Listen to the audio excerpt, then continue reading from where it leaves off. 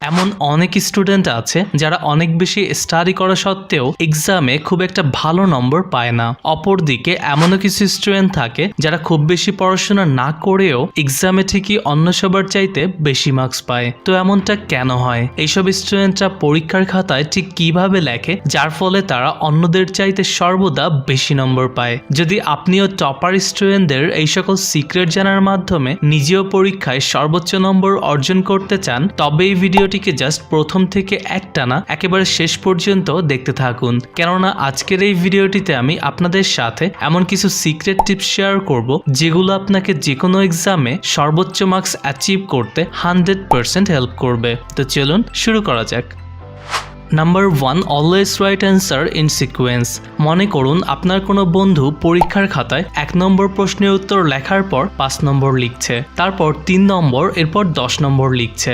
অপরদিকে আপনি 1 নম্বর লেখার পর 2 নম্বর, তারপর 3 নম্বর, এরপর 4 নম্বর, এভাবে প্রতিটি প্রশ্নের উত্তর সিকোয়েন্স মেনটেন করে গুছিয়ে লিখছেন। এখন আপনিই বলুন, আপনাকে যদি দুটো খাতা চেক করতে দেওয়া হয় তবে আপনি কোন খাতাটি দেখতে বেশি কমফোর্টেবল ফিল করবেন? নিশ্চয়ই দ্বিতীয় খাতা, যেখানে প্রতিটি প্রশ্নের উত্তর একের পর এক সিকোয়েন্স অনুযায়ী লেখা হয়েছে। ঠিক একইভাবে পরীক্ষকের জন্যও এই ধরনের খাতা দেখতে অনেকটাই সুবিধা হয়, ফলে সেই খাতায় নম্বর বেশি আসার সম্ভাবনা কিন্তু বৃদ্ধি পায়। অপরদিকে সিকোয়েন্স মেনটেন না করে ইচ্ছামতো লিখলে খাতা চেক করার সময় পরীক্ষক বিরক্ত হয়ে সেই খাতায় সাধারণত কিছুটা নম্বর কম দেন। তাই একটা বেশি নম্বর অর্জন করার জন্য পরীক্ষার খাতায় আমাদেরকে সর্বদা সিকোয়েন্স মেনটেন করে তবেই লেখা উচিত।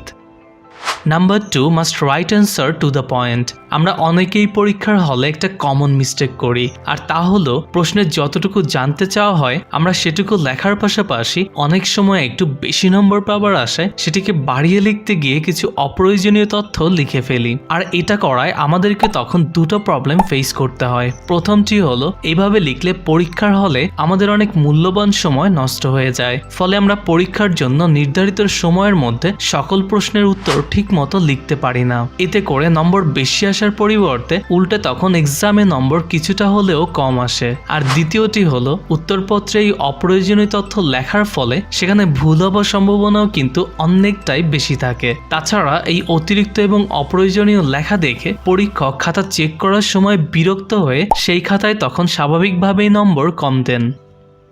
Number 3, right long answer in point.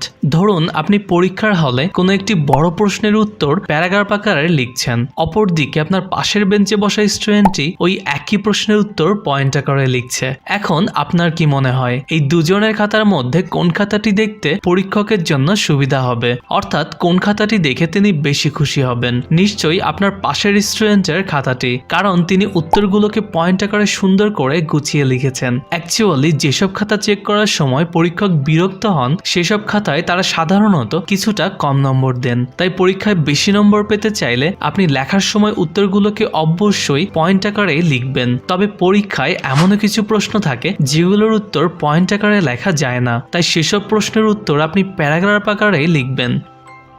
Number 4, don't leave any question. মনে করুন আপনাকে পরীক্ষার খাতায় মোট 60টি প্রশ্নের উত্তর লিখতে হবে, কিন্তু আপনি সেখানে 6টি প্রশ্নের উত্তর পারলেও একটি প্রশ্নের উত্তর পারেন না। এক্ষেত্রে আপনি যদি শুধুমাত্র 6টি প্রশ্নের উত্তর লেখেন তবে কিন্তু আপনি সেই 6টি প্রশ্নের জন্যই নম্বর পাবেন, আর যেটি লেখেননি তার জন্য কিন্তু আপনি 1 নম্বরও পাবেন না। তবে আপনি যদি একটু বুদ্ধি খাটিয়ে এই প্রশ্নটির উত্তর সম্পূর্ণ না হলেও সেই রিলেটেড যেটুকু তথ্য আপনার মনে আসে সেটুকুও লিখে আসেন, তবে কিন্তু আপনি সেখানে অল্প কিছু হলেও নম্বর পাবেন। তাছাড়া গণিতেও যদি আপনি কোনো প্রশ্নের উত্তর না পারেন তবে সেই অঙ্কটি আপনি যতটুকু পারেন, অর্থাৎ সেটির অর্ধেক পারলে সেই অর্ধেক অঙ্ক করে আসবেন। কারণ যদি আপনি কোনো প্রশ্নের উত্তর না লেখেন তবে সেক্ষেত্রে কিন্তু আপনি কোনো নম্বরই পাবেন না। অপরদিকে সেই প্রশ্ন সম্পর্কে আপনার যতটুকু ধারণা আছে আপনি যদি তার উপর ভিত্তি করে অল্প কিছুও লেখেন তবে সেক্ষেত্রে পরীক্ষক আপনাকে অল্প হলেও নম্বর দেবার সম্ভাবনা থাকে।